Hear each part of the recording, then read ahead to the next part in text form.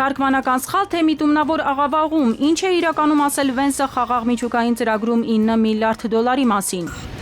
ՑՄԱ դատապարտված հայ գերիներ Բաքվի բանտերում, օկուպացված հայկական տարածքներ, փոխնախագահ Վենսը կքննարկի այս հարցերը Ալիևի հետ։ Արհեստական բանականությամբ աշխատող հետախուզական անօդաչուներ, հայ-ամերիկյան համագործակցության պաշտպանական պտուղը, իսկ ինչ կստանա Բաքուն։ Արհեստական բանականության գործարան և տվյալների կենտրոն ամերիկյան Firebird ընկերությունից, հայ-ամերիկյան IT գործակցությունը։ Օնտարիոյի և Միչիգանի միջև կամուրջը չի բացվի, եթե կամրջի կեսի սեփականությունը չանցնի Միացյալ Նահանգներին, Թրամփի պահանջը Կանադայից։ Գերճշգրիտ կտրվածքներ կատարել, թափանցել հյուսվածքներ, որ հասանելի չեն մարդու ձեռքի համար, վիրահատություն ռոբոտիզացված վիրահատական համակարգի օգնությամբ։ Եպիսկոպոսատ ժողովը կայանալու է, անցկացման վայրն անփոփոխ է, Մայրաթորի մեկնաբանությունը։ Եվ Հայաստանում կստեղծվի անհայտ կորածների միասնական ռեեստր։ Արմենիայի եթերում նորությունների գլխավոր ժամն է, բարի երեկո, ես Շահանե Մեժլումյանն եմ, ամենակարևորն ու դիտարժանը մեր եթերում։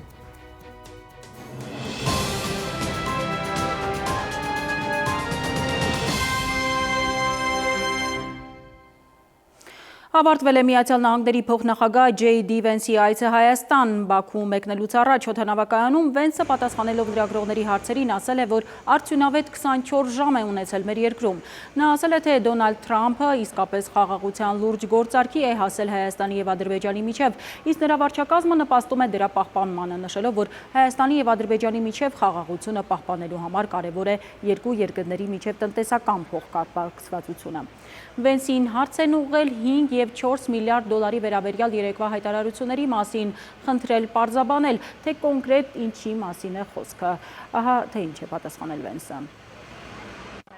Լինելու է շատ մեծ տվյալների կենտրոն, իրականում կարծում եմ այն արդեն մեկնարկել է։ Տվյալների կենտրոնը կարող է հասնել 4 միլիարդ դոլարի ընդհանուր ներդրումների Հայաստանում։ Այն նաև շատ աշխատատեղեր կստեղծի հայրենիքում ապրող մարդկանց համար։ Այսպիսով, սա դասական փոխշահավետ գործարք է։ Կարծում եմ նախագիծը կարող է լինել 4 միլիարդ դոլար, բայց դուք արդեն տեսել եք նշանակալի ներդրումներ Հայաստանում և մենք ակնկալում ենք, որ դա կշարունակվի։ Նշեմ, որ փոխնախագահ Վենսի 5 և 4 միլիարդ դոլարի մասին երեկվա հայտարարությունները հանրության մեջ սուր քննարկումների առիթ են դարձել Վենսը խոսելով միջուկային էներգետիկայի ոլորտում հայ-ամերիկյան համագործակցության հնարավոր տնտեսական ծավալների մասին նշել էր, որ ճանապարհ է հարթվելու ամերիկյան և հայկական ընկերությունների միջև քաղաքացիական միջուկային նախագծերի շրջանակում գործարքներ կնքելու համար, ինչը նշանակում է մինչև 5 միլիարդ դոլարի սկզբնական ամերիկյան արտահանում, գումարած լրացուցիչ 4 միլիարդ դոլարի երկարաժամկետ աջակցություն վառելիքի և սպասարկման պայմանագրերի միջոցով։ Թարգմանության ժամանակ դա հնչել է որպես 9 միլիարդ դոլար արժողությամբ ներդրումներ։ Արդյոք թարգմանչական սխալ է եղել, թե միտումնավոր է աղավաղվել Վենսի խոսքը։ Վարչապետի աշխատակազմի տեղեկատվության և հասարակայնության հետ կապերի վարչությունից լրատվամիջոցներին հայտնել են, որ ամերիկյան փոխնախագահի թարգմանությունը ընդունված ընթացակարգի համաձայն իրականացրել է հյուրընկալվող, այս դեպքում ամերիկյան կողմի թարգմանիչը։ Վենսը օդանավակայանում ամփոփիչ ասուլիսում անդրադարձել է Ծիծեռնակաբերդ այցին, որտեղ առավոտյան է գնացել կնոջ Ուշա Վենսի հետ հարգանքի տուրք մատուցելու և ծաղիկներ խոնարհելու Հայոց ցեղասպանության 1.5 միլիոն զոհերի հիշատակին։ Սակայն նա խուսափել է ցեղասպանություն բառը օգտագործելուց։ Նշեմ, որ Վենսի X-ի էջում առավոտյան հրապարակված գրառումը Հայոց ցեղասպանության հուշահամալիրի այցելության մասին կարճ ժամանակ անց էջից ջնջվել էր։ Ավելի ուշ հաղորդագրությունը վերահրապարակել է նրա մամուլի քարտուղարը, սակայն առանց հայոց ցեղասպանություն բառերի։ Վենսի աշխատակազմից Ազատությանը բացառիկ մեկնաբանություն են տվել, հայտնել, որ գրառումը սխալբամ տեղադրվել է անձնակազմի կողմից, որը փոխնախագահի պատվիրակության կազմում չի եղել։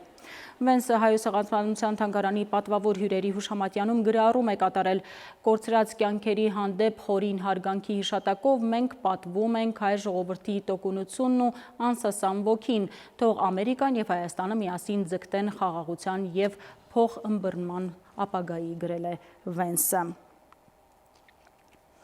Ամերիկյան փոխնախագահը օրվա երկրորդ կեսին ժամանել է Բաքու եւ արդեն հանդիպել Ալիևին։ Հայտնի է, որ Ադրբեջանն ու Միացյալ Նահանգները ռազմավարական գործընկերության խարտիա են ստորագրել։ Վենսն ասել է, որ ցանկանում են, որ Հայաստանի եւ Ադրբեջանի միջև խաղաղության պայմանագիրը լինի կայուն։ Նրա խոսքով Թրամփը, Փաշինյանը եւ Ալիևը վերջ դրեցին տարիների պատերազմին։ Տարածաշրջանը վերջապես խաղաղության մեջ է։ Ամերիկյան վարչակազմի նպատակը խաղաղություն հաստատելն է, ասել է Վենսը։ Երևանից մեկնելուց առաջ ամերիկյան փոխնախագահը օդանավակայանում պատասխանելով հարցին, թե արդյոք պատրաստվում է Բաքվում խոսել հայ գերիների մասին, ասել է, որ այդ հարցը անշուշտ բարձրացվելու է։ Արդյոք Ալիևի հետ կքննարկեն նաև օկուպացրած հայկական տարածքների հարցը եւ ի վերջո, երբ կստորագրվի խաղաղության պայմանագիրը։ Ինչ սպասել Վենսի Բաքու այցից, ժամի անդրադարձը։ Մինչև Վենսի ինքնաթիռողություն կվերցնի դեպի Բաքու, հայկական զվարթնոցում նա հաստատեց հայ գերիների հարցը Ադրբեջանում կքննարկեն։ Այո, հանդիպումների ժամանակ կխոսենք նաև հայ գերիների մասին։ Դա անկասկած կքննարկվի։ Մենք շատ լավ հարաբերություններ ունենք թե այստեղ վարչապետի եւ թե Ադրբեջանի նախագահ Իլհամ Ալիևի հետ։ Նկատի առնելով լավ հարաբերությունները Իլհամ Ալիևի հետ, հնարավոր է, որ Վենսի այցից հետո ադրբեջանցիները լքեն հայկական տարածքները, ռազմավարական բարձունքները։ Մասնագետները լավատես չեն, միջազգային իրավունքի փորձագետը նկատում է Ալիևի սուրը ներպետական դատարաններում է կտրում, որովհետև ներսում հնարավորություն ունի վերահսկել դատական process-ը, հրահանգներ իջեցնել։ Վերջին 30-35 տարում ընդդեմ Հայաստանի նա չի դիմել միջազգային տրիբունալ, որովհետև այնտեղ չի կարող հրահանգներ իջեցնել։ Վախենալու բան ունի Ալիևը։ Օրինակ կարող է պարզել, որ այդ ոչ թե Հայաստանն է հարձակվել Ադրբեջանի վրա եւ տարածքներ գրավել, այլ իրականում Ադրբեջանն է հարձակվել անկախություն հռչակած միավորի վրա, իրականացել էթնիկ զտումներ, իրականացել խոշտանգումներ։ Հայաստանի վրա հարձակումն օկուպացնելը տարածքների հնարավոր է, որ պարզի որ ինքն է հարձակվել սուվերեն երկրի վրա։ Հնարավոր է, այլ արդեն ապացույցների այդ կգան։ Օրինակ ասենք Վանք գյուղում ընտանիք է քաղաքացիական անձինք են ռմբակոծության տակ ընկել մահացել եւ նոր փաստեր դուրս կգան եւ այդ դատարանը կարող է ուղղվել սլակներ ընդդեմ Ադրբեջան։ Ամերիկյան կողմը ինֆորմացված է անշուշտ, որ Բաքուն ռեժիմով վերջնագրեր է ներկայացնում սահմանադրությունը, փոխեք նախաբանից հանեք հղումը անկախության հռչակագրին, արևմտյան Ադրբեջանի նարատիվն է առաջ մղում, պնդելով ինչ-որ փախստականների վերադարձի մասին։ Հերթով պահանջներ է դնում ու էտապ բավարարել տալիս, բայց խաղաղություն, երկխոսություն, եղբայրություն լոզունգներով Զայեդ մրցանակը ստացավ, ձեռք սեղմեց ու հենց հաջորդ օրը բռնապետը Բաքվում իջեցրեց հայ գերիների ծանրագույն դատավճիռները 20 տարուց մինչև ցմահ ազատազրկում։ Միացյալ Նահանգների փոխնախագահը վստահաբար քաջածանոթ է այս համապատկերին, Ալիևի խաղաղություն խաղալու այս արարներին, ու թերևս այս խնդիրն էլ չեն շրջանցի գերիների վերաբերյալ հարցը քննարկելիս։ Դուք հույս ունեք, որ Վենսի այցը կարող է այդ հարցը լուծել։ Չեմ կարծում, կարող է ինչ-որ մի process արագացնել, փափկացնել, կարող է ի վերջո մի քանի հոգել ազատ արձակի Ալիևը, բայց քաղաքական պաշտոն զբաղեցած անձանց արդեն դեռ երկար տևեն այդ process-ները։ Արևմուտքը Հայաստանում շահեր չունի, անհանգստանում են մասնագետները, շահերն ավելի շատ Ադրբեջանում են նավթ, գազ, Թրամփը Բաքվի հետ ռազմավարական գործակցության է ձգտում, նկատում են։ Հայաստանի հետ այդպիսի գործակցության մասին Վենսը չխոսեց։ Ամերիկյան ներդրումները ամերիկյան Ստենֆորդի համալսարանի դոկտորը խրախուսում է, բայց հույս չունի, թե դրանք Հայաստանի պատվարը կարող են դառնալ։ Ներդրումը չի ապահովում անվտանգություն։ Ներդրումները Ուկրաինային չօգնեցին, ներդրումները Վրաստանին չօգնեցին, ներդրումները Իրաքում, Աֆղանստանում չօգնեցին։ Տասնյակ ուրիշ օրինակներ կարող են բերել,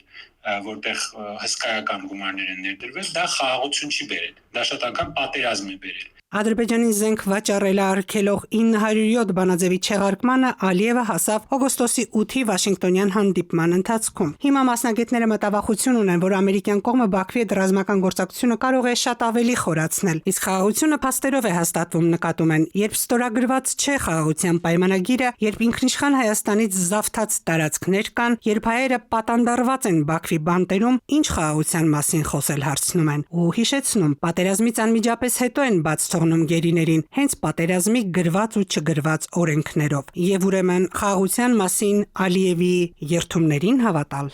Սիրանուշ Մրեդյան, ժամը լրատվական։ Բաքվում ավարտվել է Արցախի նախկին պետնախարար Ռուբեն Վարդանյանի շինծու դատավարությունը, ըստ ադրբեջանական լրատվամիջոցների Վարդանյանին վերջին խոսքից հետո նիստը նախագահողը դիմել է դատավարության կողմերին հարցնելով, թե արդյոք նրանք մտադիր են ներկայացնել դատաքննության արդյունքներով կայացվելիք վերջնական դատական որոշման նախագծի տարբերակ։ Ապա դատարանը գնացել է խորհրդակցական սենյակ դատավճիռ կայացնելու։ Ըստ ադրբեջանական մամուլի պաշտպանական ճարճ չի եղել, փաստաբան Բաբիշովը այն չի ներկայացրել հենց Վարդանյանի խնդրանքով, թե ինչ է ասել վերջին խոսքում Վարդանյանը, ադրբեջանական մամուլը չի մանրամասնում։ Ամերիկյան փոխնախագահի Հայաստան այցի ընթացքում հայտնի դարձավ հայկական կողմին $11 միլիոն հետախուզական անօդաչու թռչող սարքերի տեխնոլոգիաների վաճառքի մասին, ցուցադրվեց V-Bait անօդաչուի առաջին օրինակը։ Հայաստանը պաշտպանական զենք է ձեռք բերում, իսկ ինչ կստանա Բաքուն, որի հետ Վաշինգտոնը ռազմավարական գործընկերության խարտիա է ստորագրում։ Մասնագետները հիշեցնում են, Միացյալ Նահանգները օգոստոսի 8-ի Վաշինգտոնյան գագաթնաժողովի ընթացքում վերացրեց Ադրբեջանին զենք վաճառելու արգելքը 907-րդ բանաձևը եւ այժմ Բաքուն կարող է նրանց հետ մտնել զենք զինամթերքի լայնածավալ առուծախի մեջ։ V-Bait անօդաչուն, որը Հայաստանը գնել է Ամերիկայի Միացյալ Նահանգներից, առաջին անգամ տեսախցիկների օբյեկտիվում է Բաղրամյան 26-ից Հանրապետության նախագահի նստավայրից։ Մեր երկիր այցելած Միացյալ Նահանգների փոխնախագահին ու Հայաստանի վարչապետին ներկայացնում էին հայ-ամերիկյան համատեղ նախագծերի ընթացքը։ Փաշինյանն այստեղ արձանագրեց. Պաշտպանական համագործակցության առաջին արդյունքն է, Վենսը նախ կարճ է ձևակերպում իր համաձայնությունը, ապա նաև նշում. Խաղաղության հասնելու լավագույն ճանապարհն է ըստ Թրամփի տեղակալի։ Հիմա այն մասին, թե ինչ կտա մեզ, ինչով է հարստանում մեր զինապահեստը, հայ-ամերիկյան ռազմական կամ թեկուզ պաշտպանական համագործակցության առաջին պտուղով։ Այս հետախուզական անօդաչուն արհեստական բանականությամբ է աշխատում, որին էլ կոչում են անօդաչուի էլեկտրոնային օդաչու։ Համակարգը հնարավորություն է տալիս սարքին ինքնուրույն աշխատել, եթե չկա GPS կամ կապը ճնշված է։ V-Bait-ը կտեղորոշի իր դիրքը օդային տեսախցիկների եւ սենսորների օգնությամբ կկողմնորոշվի, ինչը մասնագետների գնահատմամբ առանցքային կարևորություն ունի մեր օրերում, երբ մարտադաշտում հակառակորդները նաև ռադիոէլեկտրոնային պայքարի մեջ են մտնում։ Թվային օդաչույով անօդաչուն երկինք է բարձրանում ու իջնում այնտեղից ուղղահայաց, հեռու տարածքներ կարող է հասնել նաև հորիզոնական դիրքով։ Նման գործընթացը ինքը մասա մի քանի process-ների, նախ, ինչպես գիտենք, Հայաստանի իշխանությունները արդեն նախկինում հայտարարել են, որ ձգտում են դիվերսիֆիկացնել աղբյուրները սպառազինության գնման։ Այսինքն մեկը դա է։ Երկրորդը իհարկե դա մերձեցնում մասա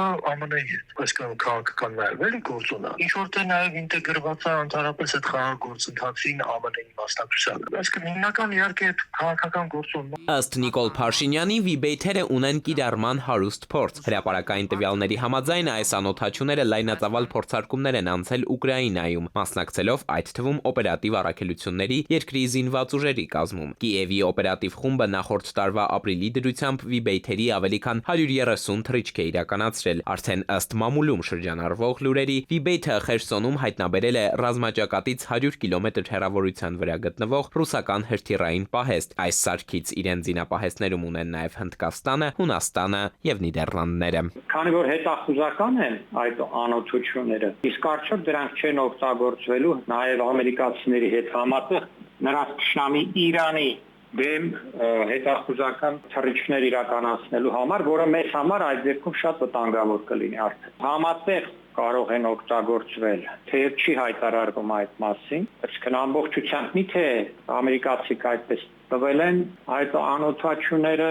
հայկական վերահսկողության տակ 100%-անոց, մի քիչ չեմ վստահում, որովհետև եթե նորագույն անօդաչուներ են, այդ տեխնոլոգիաները բավականին զգայուն պետք է լինեն եւ ամերիկացիները չեն ուզենա, որ այդ տեխնոլոգիաները հանկարծ մեկ ուրիշի ձեռք ընկնեն։ Ընդհանուր $11 միլիոն ենք վճարել V-Bait հետախույզ անօդաչուների համար, քանիսն ենք ձեռք բերել։ Պաշտոնական տվյալներ չկան, բայց այն արտադրող ընկերության ներկայացուցիչը իր հրապարակային ելույթներից մեկի ժամանակ նշել է, որ անօդաչուի գինը մեջբերում են բառացի միջին 6-անիշ միջակայքում է։ Այսինքն մեկ հատի արժեքը մինչև $600,000 է։ Հետևաբար մեր երկիրը գնել է 15-ից 20 V-Bait, իսկ $11 միլիոն, որ Հայաստանը այս սարքերի համար վճարել է Ամերիկային, ինչպես հայտնել է մեր երկրի ղեկավարը, անօդաչուներից բացի ըստ փորձագետների կարող է ներառել նաև օժանդակ սարքավորումների եւ օրինակ պահեստամասերի գինը։ Էդուարդ Պողոսյան, ժամը լրատվական։ Մոսկվան մտադիր է այսուհետև եւս հանդես գալ որպես Հայաստանի էներգետիկ անվտանգության երաշխավոր եւ նպաստել հանրապետության միջուկային արդյունաբերության զարգացմանը, հայտարարել է Ռուսաստանի փոխարտգործնախարար Միխայիլ Գալուզինը։ Նրա խոսքով ատոմակայան կառուցելը կարևոր տեղ է զբաղեցնում Մոսկվա-Երևան հարաբերությունների օրակարգում։ Նա նշել է, որ Ռոսատոմ պետկորպորացիա մտադիր է Հայաստանում ատոմակայանի կառուցման նախագիծը իրականացնել հնարավորինս սեղմ ժամկետում։ Գալուզինի ձևակերպմամբ եվրոպական որոշ երկրների փորձը ցույց է տալիս, որ միջուկային էներգետիկայից հրաժարվելը կարող է թանկ նստել ազգային տնտեսության վրա։ Գալուզինը նաև Իզվեստիային հայտնել է, որ ռուսական կողմը պատրաստ է Երևանի հետ քննարկել TRIP նախագծին Մոսկվայի հնարավոր մասնակցության պարամետրերը։ Ինչ վերաբերում է Թրամփի ուղի նախագծին, մենք մեր դիրքորոշումը վերապահել ենք։ Հայ-ամերիկյան նախաձեռնության մանրամասները դեռ պետք է ուսումնասիրվեն։ Պատրաստ ենք խորհրդակցել Երևանի գործընկերների հետ քննարկելու ինչպես պարամետրերը, այնպես էլ այս կամ այն ձևով ռուսական հնարավոր մասնակցությունը։ Հայաստանի խորհրդարանի խոսնակը չի պատկերացնում Ռուսաստանի մասնակցությունը TRIP նախագծին։ Խոսնակը հիշեցրել է, որ TRIP-ի հետ կապված նմանատիպ մեխանիզմը շատ վաղուց կար սեղանին։ Այլ հարց է, որ Միացյալ Նահանգների հետ դա ստացվել է եւ դա խաղաղության շրջանակներում հիմնակար է եղել շնորհիվ Միացյալ Նահանգների նախագահի, ասել է Սիմոնյանը։ Նա չի բացառել, որ ռուսական մասնակցության տարբերակը կարող է դիտարկվել ամերիկյան կողմը, իհարկե հայկական կողմի համաձայնությամբ։ Սիմոնյանը հայտարարել է, որ Ռուսաստանը չպետք է կենտրոնանա TRIP-ի վրա։ Նրա խոսքով դա միակ ճանապարհը չէ, որ Հայաստանի միջով անցել է կամ անցնելու է, բազմաթիվ ճանապարհներ կան։ Հայաստանի տարածքով տեղաշարժվելը չի ենթադրում միայն TRIP-ի սահմաններում տեղաշարժվել է։ Հիմա ենթադրենք, որ ալյուրը գալիս է կամ ցորենը գալիս է կամ նավթամթերքը գալիս է, ինքը TRIP-ի շրջանակներում չի գալիս, չէ՞։ Ճիշտ եմ, չի գալի։ Հիմա թող այդ ճանապարհները, այդ ենթակառուցվածքները մտնեն, առաջարկ անեն, Հայաստանը դիտարկի այդ առաջարկը եւ քննարկի իրանց հետ եւ շահագործի։ TRIP-ի նախագծի իրականացման դեպքում ինչպես է գործելու մաքսային ծառայությունը, կիրառվելու է այն օրինակ ադրբեջանական բեռների Հայաստան մուտք ու ելքի դեպքում։ Պետնախագահը հայտնել է, թե նախատեսվում է առաջիկայում մոնիտորինգային կենտրոն ստեղծել, որը ցամաքային կետերում միանալու է ռենտգեն համակարգերին։ Այդ համակարգերի միջոցով հնարավոր կլինի հեռավար տարբերակով վերլուծել մաքսային սահմանով անցնող բեռները։ Համակարգը վերլուծողի կամ արհեստական բանականության միջոցով կընտրի թիրախները, թե ինչ պետք է զննել։ Պեկի կողմից խնդիրներ հայտնաբերելու դեպքում կլինի ֆիզիկական միջամտություն։ Այսինքն այս front office, back office ասվածը նաև այս տրամաբանությունը ունի։ Կամ մեկ ուրիշ դա ինչ է նշանակում, որ դու back office-ային աշխատանք ես անում, ռիսկերը թիրախավորում ես, նոր հետո քո այդ front office-ի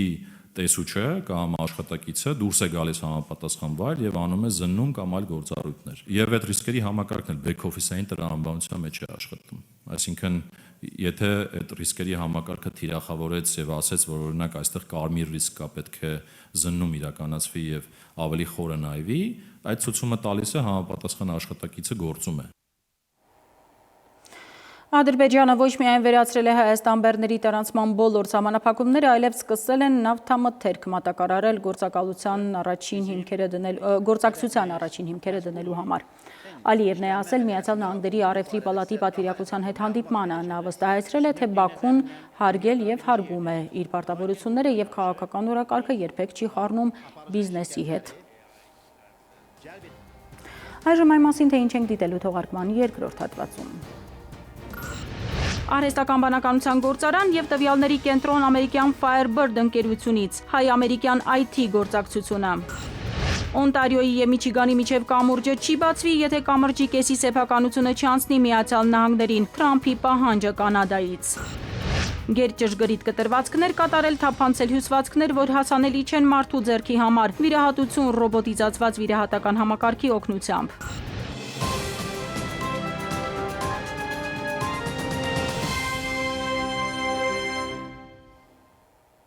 Ժամը շարունակում է աշխատանքը Արմենիայի ուղիղ եթերում։ Հարավային Կովկասը մեծ նշանակություն ունի Իրանի համար եւ այնտեղի խաղաղությունը դիտարկում է որպես սեփական խաղաղություն, հայտարարել է Իսլամական Հանրապետության արտաքին գործերի նախարարության ներկայացուցիչ Էսմայիլ Բաղային։ Խոսելով Միացյալ Նահանգների հետ բանակցությունների մասին, նա ասել է, որ Իրանը չի պլանավորել փոխել Միացյալ Նահանգների հետ իր միջուկային դոսիեի շուրջ բանակցությունների հաջորդ փուլերի ձևաչափը։ Խորհրդակցությունները կշարունակվեն անուղղակի ձևաչափով, ասուլիսի ժամանակ ընդգծել է Բաղային։ Միացյալ Նահանգների նախագահ Թրամփը պահանջել է, որ նահանգներն ու Կանադան միացնող կամրջի կեսը դառնա իր սեփականությունը հայտարարելով, Միացյալ Նահանգների սեփականությունը հայտարարելով, որ հակառակ դեպքում թույլ չի տա այն բացել Օնտարիոյի եւ Միչիգանի միջև։ Կանադայում Թրամփի պնդումները աբսուրդային են անվանել։ Դա պարզապես խելագարություն է, ասել է սահմանային Վինձոր քաղաքի քաղաքապետը։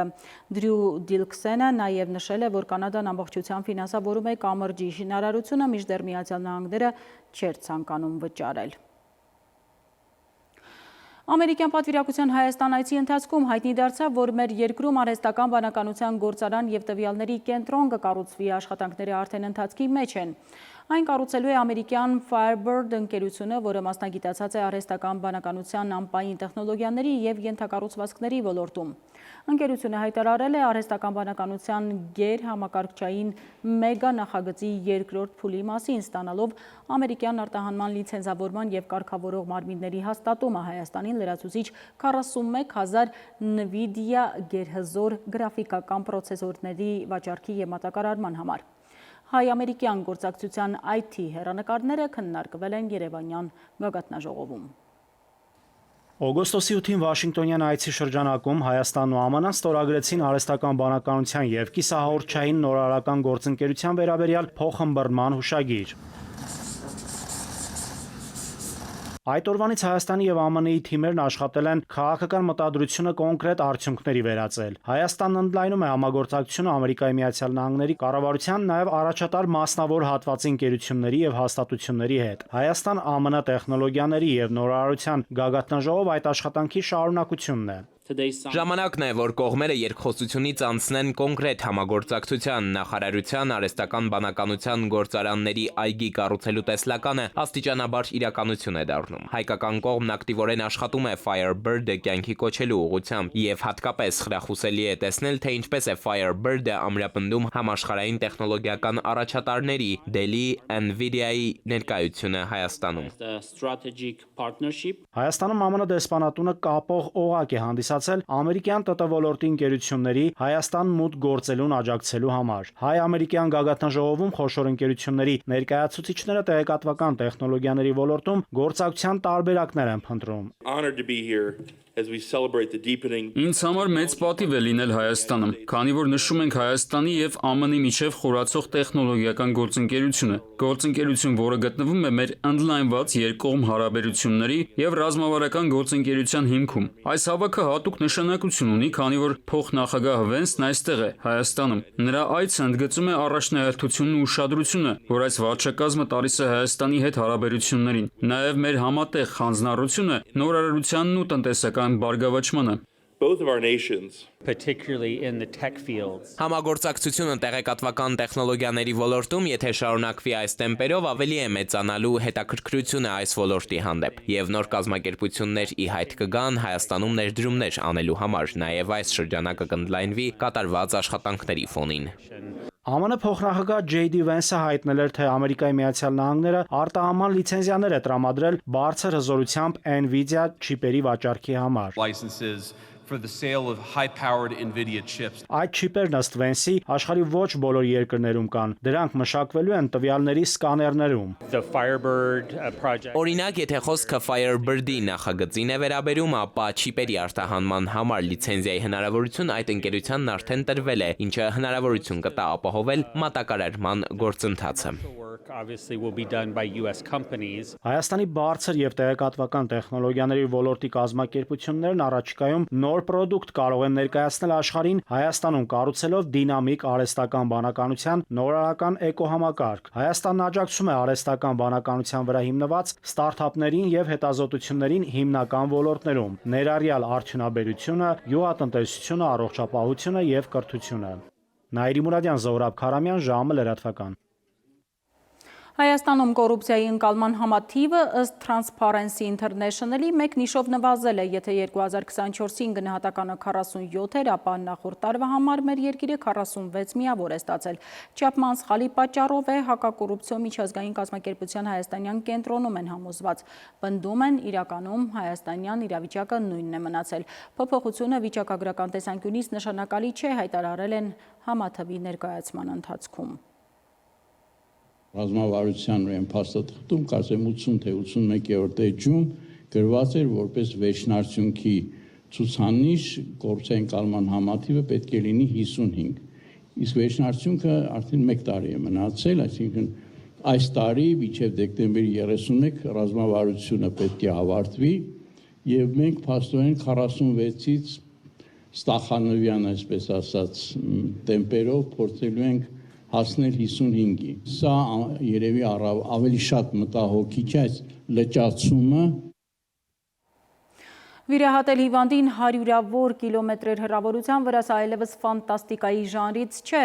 Հմուտ բժիշկը կարող է հաջող վիրահատություն իրականացնել ռոբոտիզացված վիրահատական համակարգի միջոցով։ Այդպիսի առաջին համակարգն է ներդրվել Երևանում։ Էրեբունի բժշկական կենտրոնում արդեն 10-րդ վիրահատությունն են կատարել սարքի միջոցով, որը հնարավորություն է տալիս գերճշգրիտ կտրվածքներ կատարել եւ թափանցել այնպիսի հյուսվածքներ, որ հասանելի չեն մարդու ձեռքի համար։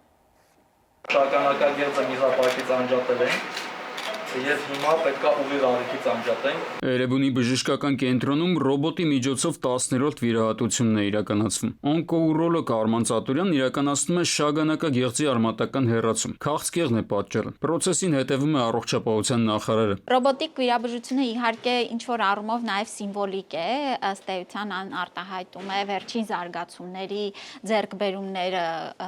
եւ շատ կարեւոր է, որ Հայաստանը համընթաց գնում է զարգացման։ Ռոբոտների առավելությունն այն է, որ ժամեր տևող վիրահատության դեպքում նշտարը կտրում է գերճշգրիտ, այսինքն պրոցեսի վրա չեն ազդում ոչ վիրաբույժի հոգնածությունը, ոչ էմոցիաները եւ ոչ էլ սպասարկող անձնակազմի ֆիզիկական վիճակը։ Ռոբոտները վերացնում են ձեռքերի դողը եւ հնարավորություն են տալիս կատարել միկրոկտրվածքներ։ Արդյունքում վնասվածքներն են ավելի քիչ, պացիենտի մոտ հետագա ցավն է ավելի նվազ եւ արյան կորուստը փոքր։ Պացիենտի վերականգնման եւ հետվիրահատական ընթացքը ավելի կարճացնում է, բարդությունները ավելի քիչ են լինում եւ ըստ էության նաեւ որոշակի օրգան համակարգերի ֆունկցիոնալությունը ապահովելու համար շատ ավելի նորագույն լուծումներ են։ Ռոբոտ վիրաբույժը նաեւ ավելի լավ տեսանելիություն է ապահովում բժշկի համար, եռաչափ պատկերի բազմակի խոշորացման շնորհիվ։ Մասնագետը ավելի խորը հատվածների հասանելիություն է ստանում, որտեղ ձեռքի համար խիստ դժվար է աշխատել։ Քանի որ գործն անում է սարքը, ապա ավելի քիչ է հավանականությունը, որ վարակ կներթափանցի եւ դրա հետևանքով կառաջանան բարդություններ։ Եվ ընդհանրապես սխալի հավանականությունն է նվազում, որովհետեւ որպես կանոն սարքերում ինտեգրվում են արհեստական բանականության բաղադրիչներ։ Այդուհանդերձ պետք չէ մտածել, որ բուն վիրահատությունը կատարում է հենց ինքը ռոբոտը։ Սարքն ամբողջովին կրկնում է բժշկի ձեռքերի շարժումները։ Սա նշում եմ հպարտությամբ, որ մեր միջազգային գործընկերներն էլ ասում են, որ այս թիմերը ունակ են, կարող են, ապահովում են նաեւ նման բարձր տեխնոլոգիական լուծումներով վիրահատություններ։ Ռոբոտիզացված վիրահատության սարքավորումները բավականին թանկ հաճույք են, բայց շնորհիվ պացիենտների հետագա վերականգնման ժամանակահատվածի կրճատման դրանք ավելի ու ավելի են տարածվում, այդ թվում Հայաստանում։ Իդեպ, այս սարքավորումները թույլ են տալիս հեռավար վիրահատություն իրականացնել։ Աշխարհում գրանցվել է նման փորձ, երբ մասնագետն իրենից 300 կիլոմետր հեռավորության վրա գտնվող սարքով 5G կապի միջոցով հաջող վիրահատություն է կատարել ռոբոտիզացված համակարգով։ Արմեն Աթալյան, ժամը լրատվական։ Կրկին դադար մեր եթերում կվերադառնանք րոպեներ անց։ Եպիսկոպոսատ ժողովը կայանալու է, անցկացման վայրն անփոփոխ է, Մայրաթորի մեկնաբանությունը։ Եվ Հայաստանում կստեղծվի անհայտ կորածների միասնական ռեեստր։ Մետեոաշխարհ գտնվելու ենք ակտիվ ցիկլոնի ներքո, ավելին հաջորդ հիվ։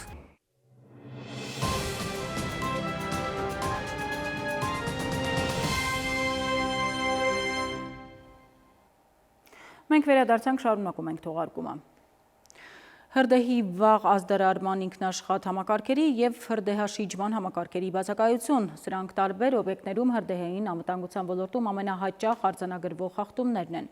2025-ին քաղաքաշինության, տեխնիկական և հրդեհային ու անվտանգության տեսչական մարմինը 1610 ստուգում է իրականացրել և արդյունքում կազմել 7000-ից ավելի վարչական ակտ։ Դրանց մեծ մասով կան դրական արդյունքներ, այսօր նշել է տեսչության ղեկավարը։ Մասնավորապես, օրինակ, խոշոր առևտրի օբյեկտներում հայտնաբերված խախտումների 90%-ը վերացվել է։ 2025-ին 70 գազը և բենզալցակայանների գործունեություն է կասեցվել։ Ընդհանուր առմամբ նախորդ մեկ տարվա ընթացքում տարբեր ոլորտներում գործունեություն ծավալող 1200 օբյեկտի նկատմամբ նման որոշում են ընդունել։ 2025 թվականի ընթացքում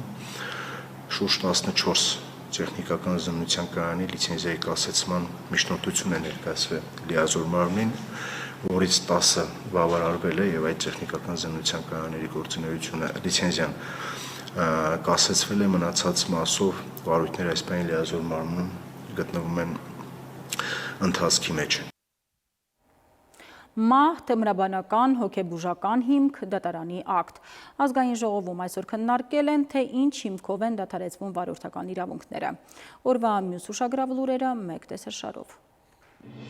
Հայաստանում կստեղծվի անհայտ կորածների միասնական ռեեստրը, որի տվյալները հասանելի կդառնան ընտանիքի անդամներին, պետական մարմիններին, ինչպես նաև տեղական ինքնակառավարման մարմիններին։ Ազգային ժողովում հայտարարել է Հայաստանի արդարադատության նախարար Սրփուի Գալյանը։ Նա հստակեցրել է, որ անհայտ կորածների հարցերով զբաղվող լիազոր մարմինը Հայաստանի ազգային անվտանգության ծառայությունն է։ Նրա խոսքով կներառվեն նաև դրույթներ այս հարցում միջազգային համագործակցության վերաբերյալ։ Գալյանը հայտնել է, որ նախագծի կազմման ընթացքում քննարկումներ են անցկացվել անհայտ կորածների հարազատների ու ծնողների, հասարակական կազմակերպությունների եւ Կարմիր խաչի միջազգային կոմիտեի ներկայացուցիչների հետ։ Նախարարը հավելել է, որ վիճակագրական տվյալներ չունի։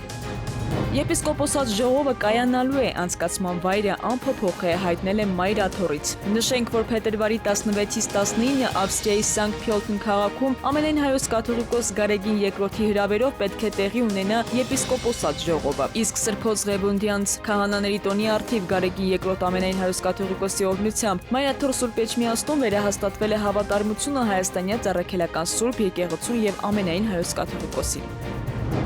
Շիրակի թեմի առաջնորդ Միքայել arczepiskopos Աջապահյանին կրկին վիրահատել են, տեղեկությունը լրատվամիջոցներին հայտնել է Իզմիլյան բժշկական կենտրոնի տնօրենը։ Ինչպես հայտնի է, Միքայել arczepiskopos Աջապահյանը առաջին անգամ վիրահատվել է 2025-ի դեկտեմբերի 26-ին։ Այս անգամ վիրահատությունը ուրոլոգիական բնույթի է եղել։ Վիրահատությունը բարեհաջող է անցել, նոր ենք վերջացրել։ Ամեն ինչ լավ է, ասել է բժշկական կենտրոնի տնօրենը։ Նրա խոսքով Միքայել Սրբազանին առնվազն 2 շաբաթ վերականգնողական բուժում է հարկավոր։ Միջազգային համագործակցության ոլորտում ամենաէականը Վրաստանի հետ համատեղ մաքսակետի նախագիծն է, ասել է Պետեկամուտների կոմիտեի նախագահը։ Նա նաև տեղեկացրել է Իրանի հետ պարզեցված մաքսային միջանցքի եւ տեղեկատվության փոխանակման ուղղությամբ առաջընթացի Երևանի արտաքին տնտեսական գործունեության կենտրոնի վարկի ստորագրման, ինչպես նաև ԱՄՆ-ի հետ մաքսային սարքավորումների մատակարարման լայնածավալ համագործակցության մեկնարկի մասին։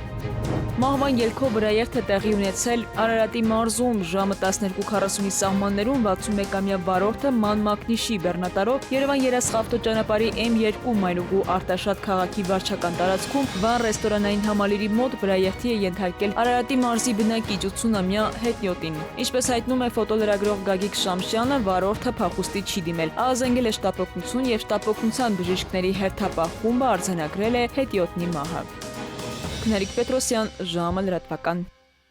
Եվ թողարկման ավարտին ինչով են պայմանավորված առատ տեղումները եւ միջև երբ կտևեն, օդերևութաբանների կանխատեսումներին տեղյակ է Լիլի Հովերը։